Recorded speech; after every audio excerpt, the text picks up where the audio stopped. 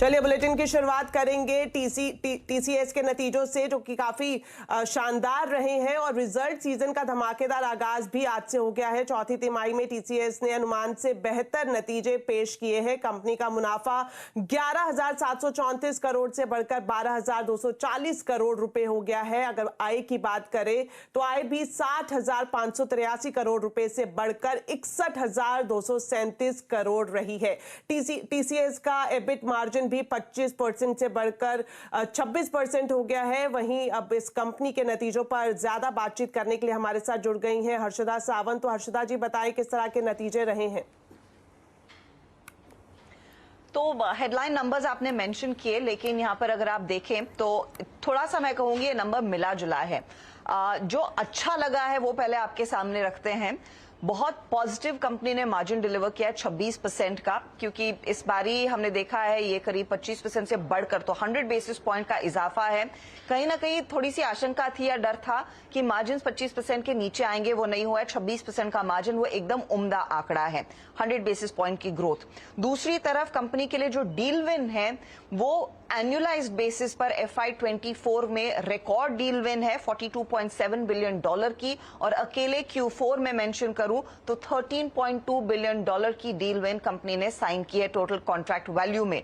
इसमें वो अवीवा वाली डील शामिल है और उससे एक अच्छा खासा सपोर्ट मिला है ओवरऑल नए ऑर्डर्स बैग करने में। ये दो चीजें पॉजिटिव हैं।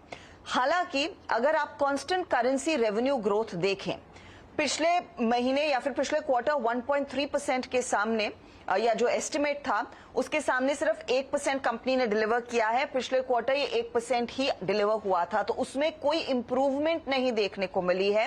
कांस्टेंट करेंसी बेसिस पर रेवेन्यू ग्रोथ में उछाल नहीं है, वो जस का तस है। ये थोड़ी सी चीज है जो नंबर्स को नरम करती है, वरना बाकी दो चीजें हैं वो बड़ी हाईलाइट हैं। एक और चीज जिस पर मेरी नजर थी, और होपफुली जब मैनेजमेंट से हम बातचीत करेंगे आज शाम को प्रेस कॉन्फ्रेंस में और खुलासा होगा, BFSI, क्योंकि सबसे ज्यादा बिजनेस का हिस्सा BFSI से आता है, और उस लिहाज से अगर आप देखें तो BFSI में एनुअलाइज्ड बेसिस पर पिकअप नहीं देखने को मिला है, ना ही टेलीकॉम ना ही कम्युनिकेशन वाले मार्केट्स में वो देखा गया है। मैन्युफैक्चरिंग में पिकअप जरूर है। यूएस के कारोबार में भी अभी भी हम नोटिस कर रहे हैं कि एनुअल बेसिस पर थोड़ा सा दबाव कायम है। इनफैक्ट 2.2% तक की डी ग्रोथ है। इस क्वार्टर में अगर पिकअप आया है वो उनके यूके के बिजनेस से आया है, एशिया पैसिफिक और भारत से, और भारत में ऑफकोर्स वो BSNL वाला जो ऑर्डर बैग किया था उसका कहीं ना कहीं रिफ्लेक्शन है। तो अब ज्यादा आंकड़े जो हाथ में आए हैं उससे लग रहा है कि थोड़ा सा मिक्स्ड बैग है, लेकिन हाँ मार्जिन्स पर एक बीट और डील विंस खुश करेंगी मार्केट को। सनी अग्रवाल हमारे साथ जुड़ गए हैं जो इस स्टॉक और इस सेक्टर को क्लोजली ट्रैक करते हैं। सनी, BFSI पर फिलहाल कंपनी की तरफ से ज्यादा बयान नहीं आए हैं, प्रेस रिलीज में कुछ मेंशन नहीं है, मैन्युफैक्चरिंग का जिक्र करते हैं, लेकिन मार्जिन्स और साथ ही साथ ये रिकॉर्ड डील विन क्या करेगी स्टॉक के लिए सोमवार को? Good afternoon to everyone. तो मुझे लगता है कि टीसीएस के नतीजे कहीं ना कहीं एक बहुत पॉजिटिव सरप्राइज मार्जिन फ्रंट से रहा है, और स्पेशली जो रिकॉर्ड डील विंस रही है इसके चलते एक बात तो प्रीटी क्लियर है कि FY25 में जो नंबर थे एनालिस्ट के आंकड़े हैं उसमें कहीं ना कहीं हम एक माइनर अपग्रेड आते हुए देख सकते हैं अर्निंग्स के लिहाज से।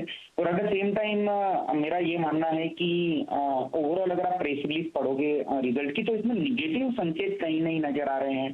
स्पेशली सीट को जब एसेंचर के नतीजे आए थे उसके बाद एक एक्सपेक्टेशन था कि जो निगेटिविटी है उसके चलते शायद काफी एक बड़ा जो एनालिस्ट एक्सपेक्टेशन है उसके नीचे के नंबर आएंगे। तो जो 26% मार्जिन है, रिकॉर्ड डील विन है, तो मुझे लगता है कि स्टॉक मार्केट एक थम्स अप देगा मंडे को। और अब जो नया बैंड है स्टॉक का मे बी 4000 प्लस का ही बैंड रहना चाहिए। तो एसेंचर की जब न्यूज आई थी उस वक्त टीसीएस मुझे याद है कि 4200 के आसपास ट्रेड कर रहा था, जो कि 52 वीक हाई का लेवल था। उसके बाद अब 4000 के आसपास ट्रेड कर रहे हैं। तो आई थिंक एक पॉजिटिव रिएक्शन हम एक मंडे को स्टॉक में आते हुए देख सकते हैं। ओके, आप कह रहे हैं पॉजिटिव रिएक्शन आएगा, लेकिन कांस्टेंट करेंसी बेसिस में ज्यादा कुछ ग्रोथ नहीं है। BFSI में अगर कमेंट्री आती है कि पिकअप नहीं आया है तो आप तब भी आपको लग रहा है ये 4000 प्लस के आसपास घूमेगा काउंटर? ये आपका जो ऑब्जर्वेशन है बहुत सही है कि जो पीएफएसआई जो प्रीडोमिनेंटली मेजोरिटी कंट्रीब्यूशन करता है रेवेन्यू में, उसमें कहीं ग्रोथ नहीं है। एट द सेम टाइम अगर मैं जियोग्राफी वाइज देखता हूँ तो नॉर्थ अमेरिका जो कि एक सबसे बड़ा मार्केट है, तकरीबन 50% कंट्रीब्यूट करता है कंपनी के टॉप लाइन में, उसमें भी कहीं ना कहीं डी ग्रोथ एक देखी गई है। तो ये एक देखना होगा इसके ऊपर मैनेजमेंट की क्या कमेंट्री रहती है, और specially in the light of जब वहाँ उनके जो क्लाइंट है उनके जो बजट फाइनलाइजेशन हुए होंगे उसको लेकर के क्या कमेंट्री रहती है। तो डेफिनेटली ये एक इम्पोर्टेंट की मॉनिटरेबल रहेगा। अगर इसमें कोई निगेटिव कमेंट्री नहीं आती है तो मुझे लगता है कि स्टॉक कहीं ना कहीं पॉजिटिव रिएक्ट करेगा मंडे को। तो कुछ इंतजार आंकड़ों का नंबर्स रहेगा।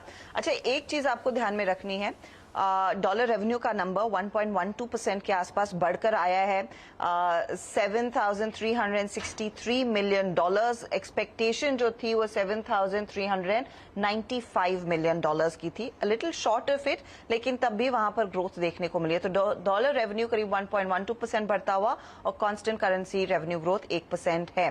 तो ग्रोथ में इंप्रूवमेंट नहीं है, लेकिन डील विंस और मार्जिन्स ये निवेशकों का दिल जीत सकते हैं। Back to you. शुक्रिया हर्षदा जी इस पूरे एनालिसिस के लिए। चलिए अब बात करते हैं मार्केट की। खराब ग्लोबल संकेतों ने आज बाजार का मूड बिगाड़ दिया। कारोबारी हफ्ते के आखिरी दिन बाजार में बिकवाली रही। सेंसेक्स निफ्टी 1% से ज्यादा गिरावट के साथ बंद हुए हैं। तो डिटेल्स लेते हैं सुमित मेहरोत्रा से। तो सुमित, सबसे पहले जानना चाहेंगे आज बाजार में क्या हाइलाइट्स रही? देखिए, भारतीय बाजारों के लिए संकेत कमजोर थे और शुरुआत से ही मार्केट्स के अंदर प्रेशर